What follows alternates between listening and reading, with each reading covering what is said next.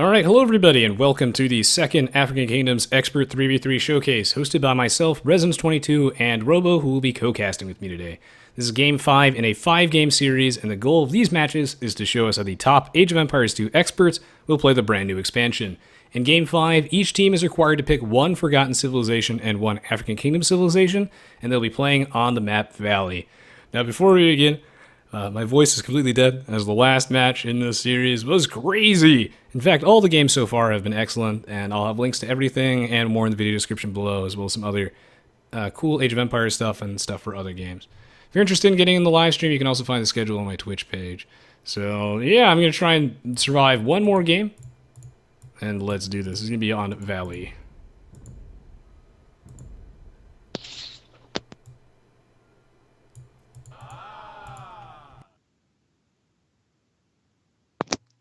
The dreaded toilet break.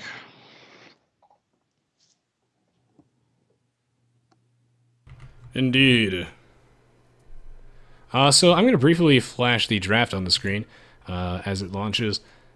We see, I guess, fairly standard bans. I think it's interesting to see the Indians actually banned, as Brazil respects that pick a lot after the crazy slinging in the previous match. It's absolutely ridiculous. So, anyway, without further ado, I shall introduce the Brazil team, I suppose, and then you can introduce the NC team. So on the top corner of the map, we have Dogao playing as the Teal Ethiopians, and then to his left, we have Fire playing as the Yellow Slavs, and a bit below him, we have RiuT playing as the Purple Huns. And then opposite RiuT, we have Andorin playing as the Green Slavs. In the pocket position, we have Pedro as the Blue Berbers. And finally, NilPferD as the Red Mongols. Indeed. Well, I just realized that I hopped those players backwards in the order. Oh, God. My voice has reverted back to the sick state, but I blame a lot of this with the allergies and the nasty cold I just recovered from. If we're talking a little bit about the map Valley itself, this one is particularly interesting. So, what it is between the teams, there's this very narrow river that you can actually dock on. There's really not that much fish in it, just a couple of shore fish, but the real attraction of this map is all the deer that's between both teams. It's also very difficult to wall in this area too. So it's essentially like Arabia with a lot of extra deer in the middle that both teams have to contest over. I could almost see demo rafts being a decent option. Like, maybe you could go for a dock into demo rafts later in Feudal Age, early Castle Age, just to try to harass the enemy as they cross the middle. Or even galleys, I guess, that could work too. Oh, where's Tato when you need him? One of his favorite things, the demo ship, would be actually very strong here, I think. We'll have to see. It's going to be something that is tricky to time correctly. At least in my experience watching lots of Valley games and playing the map myself, going for things like scouts is usually a fairly dominant strategy, just because this map is so difficult to wall up. Heavy raiding with things like scouts and knights can be a real pain in the butt to deal with. So if we see any like demo ship played, it'll probably be a little bit later on in the game, I think. A drush could be good too, because again, it's quite difficult to wall.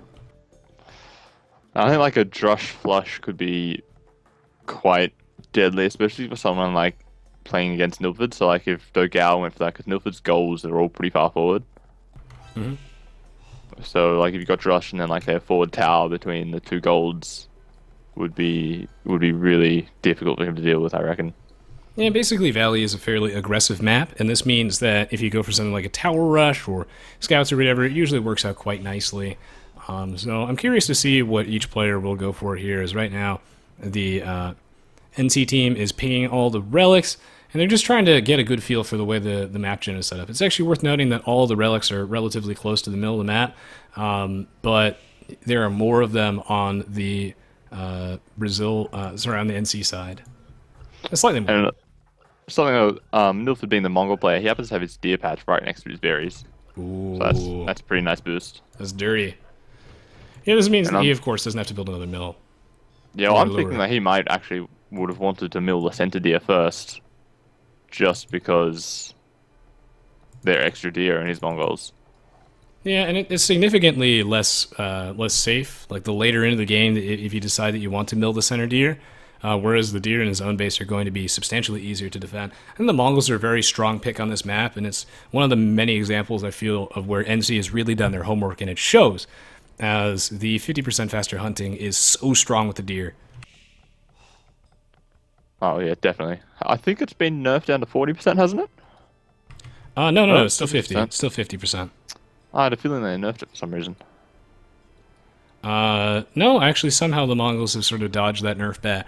Mostly they have been hit with things on their Mangadai, where right now the Mangadai only has an attack bonus. Or did they change that back? They made it so it only has an attack bonus versus Rams. Yeah, not just Siege in general. I don't think they changed it back yet, but maybe they have. Well, a barracks coming down for RiuT, and this is what I was talking about, is that this is generally a pretty aggressive map, and it's somewhat similar to Arabia, but perhaps even a little bit more aggressive because it forces your teammates to try and go for the deer. If you want a huge economy boost, it's a very big risk, but very high reward. So going for something like a Drush here, which I think is what RiuT's plan is, he's going to make 3 militia, mine some. He's going to mine like 10 gold. Actually, he doesn't have loom yet, so. Yeah, he's just going to go for 3 militia, try and get some harassment off. But Andorin is starting a quick wall. And Dogao is going to be drushing as well on the other side. Ooh. And I feel like Andorin might be slinging again. I have that feeling about this game. Yeah, he certainly does that a lot, and that would explain why he is walling so very early. There is really not too much of a reason why he would want to protect himself this early on without building something like a barracks first. This is a very early wall up. Like he's going for something greedy. Yeah. Yeah, he's definitely planning on slinging or something like that.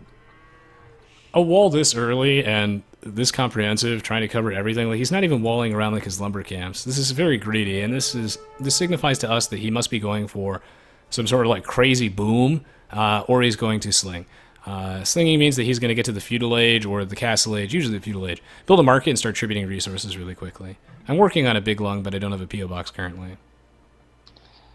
Ooh, is Andorin still going to be open? And is he going to get the wall? He does! Oh, that was close. They're still just going to walk on the other side, though. So, still needs to get a move on.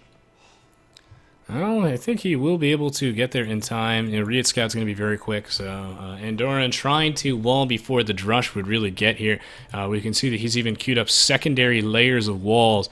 It's going to be very tricky, though, for him to finish the rest of the wall, as the militia are in here, and they're going to start harassing that wood line. On the other side, NilPferD's got his very fast feudal age dynamic scouts already, so he should be able to defend his Drush fairly well. Yeah, the Mongol fast feudal age into scouts is very powerful due to their hunting bonus. It allows them to get to the feudal age faster, stockpile a ton of food, and really just snowball the game out of control. So NilPferD's going to have to deal with that Drush, but he should be mostly okay. My eyes are mostly on RiuT versus Andorin at the bottom of the map, because you don't have to kill any villagers with the Drush for it to do a lot of damage, but just stopping your opponent from gathering resources can be enough, forcing them to fight back. It adds up. Oh, and Andorin's eco is pretty weak at the moment. Like, he's built a lot of farms very early, so it's not like he has a lot of wood just sitting in the bank. So, like, harassing these lumberjacks is going to really, really start to pay off. And even Fire's scouts getting in there helping out. That is some excellent teamwork there. I love that Fire and RiuT are working together here, coordinating. Fire sending in his scout makes this Drush so much stronger, having 2 scouts in there with the 3 militia. What an excellent trade. Those villagers are not getting any wood at all. As a result, Andorin has to chop the straggler trees too. He's going to lose another villager. 2 villas down already. Look at how RiuT is taking advantage of the hill, trying to stand on top of it. That way, if he's on a higher elevation, he deals 25% more damage and takes 25% less. He's probably going to lose this militia here now that Andorin pulled his scout back. That means he's getting no map information. Fire keeps his own scout alive, and this is an excellent Drush from RiuT. Well, the problem's going to be now is Andorin doesn't have any wood, so he can't afford to build a market.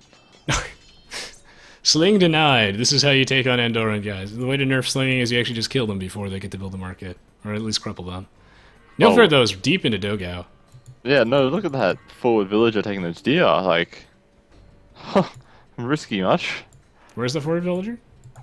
Just to the right of Dogao's base. Oh, yeah. He's actually sending in quite a few. That is very greedy. But he knows that Dogao is, appears to be going for something like archers. He's going for double archer range, defending with some spearmen. NilPferD is doing a lot of economic damage here, even though he hasn't really killed that many villagers yet, just because he's forcing out all the quick walls. It's a reasonable drain on the wood, and it makes those villagers run around and stop working. And this forward tower is going to be really strong. He's going to see the villagers coming, though, walking past the palisade wall, but Ooh. I don't think there's really anything he can do to stop it at this stage. Like, as long as NilPferD doesn't send his scouts too far away, that tower is going to go up, and then that denies both of Dogao's golds. And without that gold, it's really going to put him behind. It's going to make these archer ranges significantly worse, as he'll have to maybe make something like skirmishers in the meantime to tide himself over, and then that really dies to those scouts. I can't really emphasize enough how significant RiuT's Drush was versus Andorin. With the sling, it's all about the timing, being able to snowball the game early on by spamming resources. That's why it's called a sling. Your teammate uses the money to slingshot themselves through the ages. Delaying the sling like this, delaying the market, is going to be quite significant.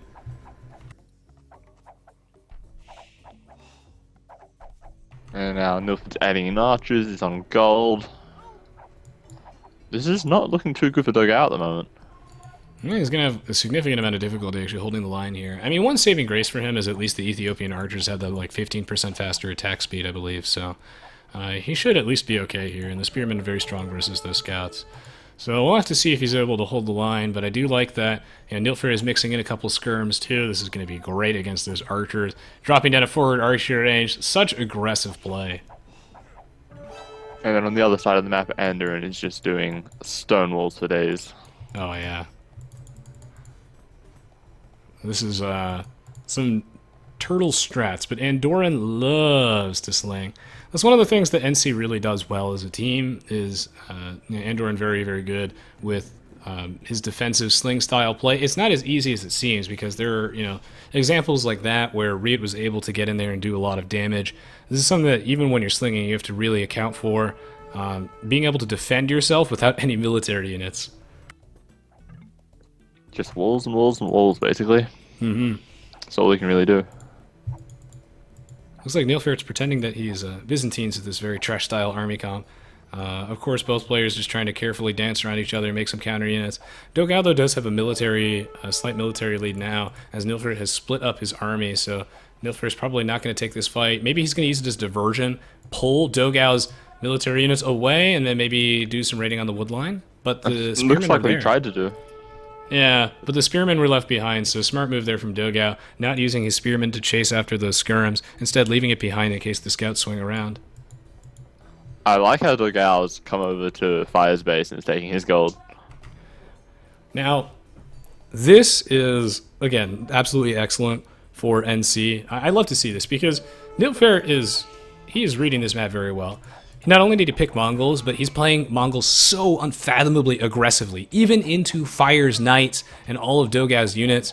He's going, almost all in here. Not entirely all in, but he's committed a lot to this, just so he can get enough map control to really abuse that Mongols hunting bonus and just devour all the deer in the middle. But now, in the classic Age of Empires fashion, the pocket player Fire has reached the castle age. He's on 2 stable knights.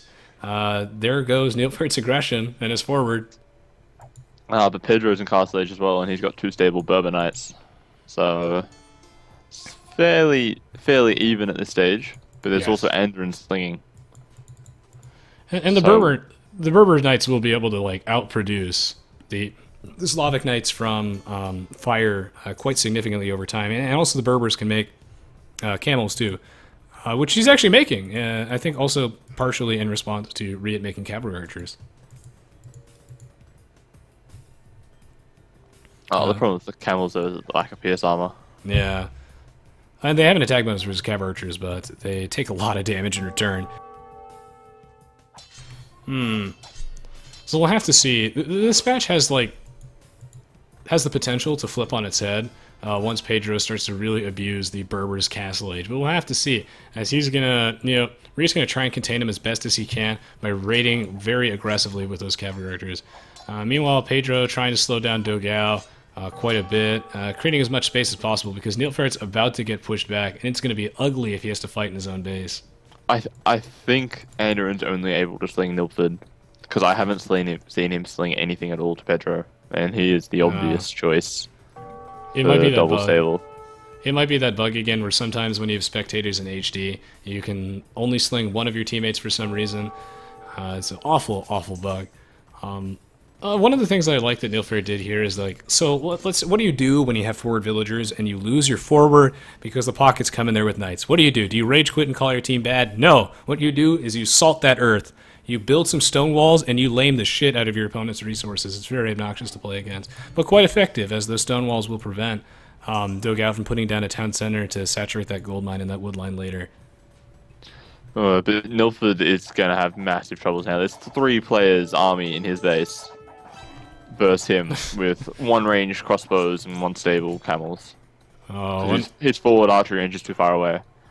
this is one of the Age of Empires 2 is an immaculately well-designed game because you do something like this forward archer range, and sure, you're able to reinforce your army so much quicker because your units don't have to walk as far from when they're created. But man, if you lose that map control, then suddenly you're bottled in your own base and you can't use that other archer range to reinforce yourself. When I said the fighting in his own base would be ugly, I didn't think it would involve 3 players ganging up on him. NilPferD is in so much trouble. And there's really nothing he can do. He doesn't have the wood to make new buildings anywhere. He's like completely bottled in his town center. He's got a shit ton of food and gold, and that's it. So he can't really make a lot of crossbows because they cost wood, unfortunately. Brazil's playing this game so well. Like, Dogao knows that his base was getting, like, heavily, heavily raided. So what did he do? He built a mining camp in Fire's base where it's safe, and he's sharing a little bit of that gold with Fire. That way, you know, NilPferD didn't get to zone him off gold entirely. So that's an excellent decision. Brazil just feels like they're in sync here. And they're just dancing all around NC. Perhaps the fact that Andorin is slinging, and potentially he's only able to sling 1 player, having 1 fewer player making military units is finally biting them in the butt. Yeah, I think they've kind of overdone the slinging a little bit. I think Brazil was really expecting it this game. They knew what was going to be happening. And so they've taken pains to try to prevent that. Hence the drushing from both flanks, I think, trying to, as we saw, Andorin denying the market and harassing the woodline a lot. This game, Brazil took the fuzzy cuffs off. They came in here and they're like, all right, Andorin, I am tired of this slinging BS every single game from you. We're going to coordinate. Fire bringing his scout forward with that drush did so much damage, slowing down Andorin. I think snowballing the game. And also, they've had it up to here with NilPferD after last game. They're just 3v1ing him. He has 15 villagers inside that town center. So this is, I guess, one of the ways that you can shut down the NC strategy. They've been looking very strong throughout the entire series and even in the previous series. But here, we can see that there are some cracks showing. And NilPferD can't really do anything with his villagers because there's these huge bunches of cav archers everywhere. Oh, God. And it looks like Brazil's going to, bait him away a little bit as NilPferD's going to chase after those knights. It's just a diversion for RiuT to go in there and harass some of those gold miners yet again. And, God, this is so bad for NilPferD. He's at 29 population, not really able to do much of anything. He's being tributed money, but will it be enough? I don't think so. And, Pedro can't really help him out a lot because he's doing 2 stable knight or camel. But there's still 3 other players there doing basically the same thing. Right. There's 2 stable knights coming in from Fire. There's 3 ranged cav archers coming all the way from the other side of the map from RiuT, who's also raiding Pedro a little bit along the way. And then there's Dogao making Ethiopian archers where they get basically free thumbering in the feudal age. Yeah. It's interesting to note that even though the slinging strategy is a very, critical cornerstone of competitive Age of Empires 2 strategies, as annoying as it can be to play against, it does have its weaknesses. If you don't snowball the game hard enough, then you're down 1 player for a very good chunk of the entire game. And right now, with Pedro only on 2 stables versus 3 players making the equivalent sized army, it's not going to be good enough. Pedro not able to get a large enough army here. And now Pedro's stuck in his base trying to defend versus crossbows and cav archers. Perhaps it was a little bit too bold for NC to just, stick to their guns, do the thing that they do best, and just go for that heavy sling strategy on such an open map like this. If this was a slightly more closed map, then Andorin would not have been punished, and this game would have looked a lot different. But, perhaps in Valley this was too risky. I think a really big issue though is the slinging bug. That's really hurt them. Because slinging Pedro would have been so much stronger. Because he could have Yeah, quickly gone to 3 or 4 stables if he'd had a lot more food and gold because of how much cheaper this is his like the cavalry third is. time. This is like the third time that the slinging bug has potentially swung. Not necessarily, but potentially has swung or significantly altered the outcome of one of NC's games. It always messes them up, but I guess that's because they prefer to go for a very team-oriented sling style thing, and that strategy is very heavily punished in the Aoe2 HD buggy metagame, I guess. God, yeah, if they could have slung Pedro, the Berbers are so unbelievably disgusting. If you manage to sling them money due to their cheaper knights, they can just snowball the game out of control, and having more camels would have shut down fire. It would have shut down RiuT's cav archers too. That would have been so strong. Oh, I don't like NilPferD's third town center. It's Whoa. kind of in the middle of nowhere. Like, I guess, Whoa. yeah, the deer are kind of nice, but it's still not really doing anything else. Like, you go close to the stones and just walk a little bit further for the deer. His fourth one is really far forward as well, but mostly that third one's the one that's giving me some troubles. NilPferD is completely wide open, so the moment that anyone shifts any aggression onto him, then he is completely dead. He is kind of going toe-to-toe, though, with Dogao. Dogao has a pretty reasonable military lead at this point, but NilPferD's still kind of holding on. He just has to be careful to back up right about here. Meanwhile, Pedro is basically gonna die. Yeah, oh god, there's just so many knights coming in from Pyre. We see the weaknesses showing here, but this is not the closest game in the universe. But some of the previous games, especially Game 4, I'd really recommend. RiuT is 40% of the way up to Imp, Yes. so we're going to be having heavy cav archers soon. Or, never mind. It might seem premature for me to pretend like the game was over when I did, but then they called GG immediately after. They've recognized, after playing enough games of Age of Empires 2, that the game has sort of snowballed beyond their control at this point. Pedro, without being able to take advantage of the sling, just kind of got ganged up on. We see really the power here of when Brazil is in sync and they're just focus firing down players, 3v1ing them one at a time, really punishing Andorin for not actually making any military units. And the other thing is, though, is that Andorin couldn't sling Pedro, and as a result, perhaps there's no other fitting way for the African Kingdoms 3v3 Showcase number 2 to conclude than with HD Bugs being the real winner. GG, well played. About what we expect, really, though, isn't it? A bit, yeah.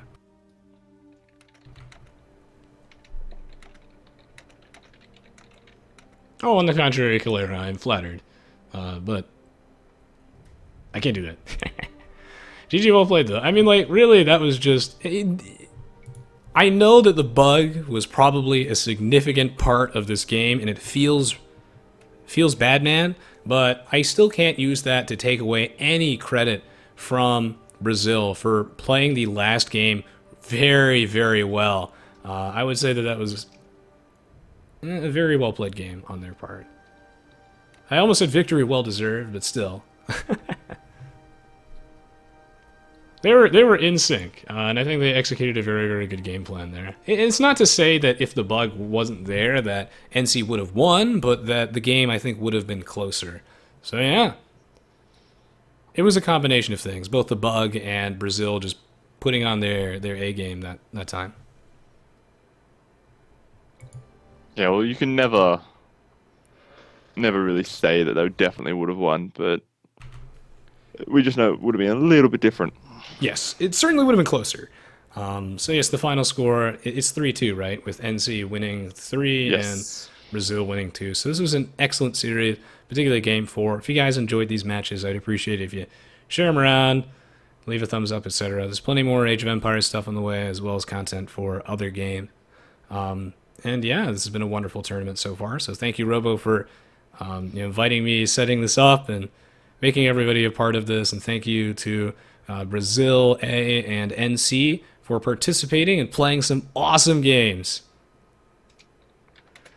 Yeah, Andorin here is confirming the sling bug. See, this is how you beat Andorin, guys. Bugs. NC's #1 weakness. No matter how much you practice, they still don't let you tribute to one random player on your team if they're spectators. And yeah, Nico, it's exhausting. Do we still want to do a little bit of an interview? If it's extremely quick. Alright, because Nilly and Pedro say they're up for it. Yeah, if you want to, man. You could do most of the interview, as I have no voice of any description. For those of you who aren't aware, I didn't mention this, but there have been a lot of personal things I had to deal with behind the scenes. I also was extremely sick and lost like my voice entirely, and allergies, and I've been casting for 5 hours, so I'm like. But we can do the interview regardless, and then I'll let Robo lead the way. So, Okay, we'll do a quick one. You want to come to the Fubli TeamSpeak? Yes, let me update my TeamSpeak first, apparently. Ah, strong.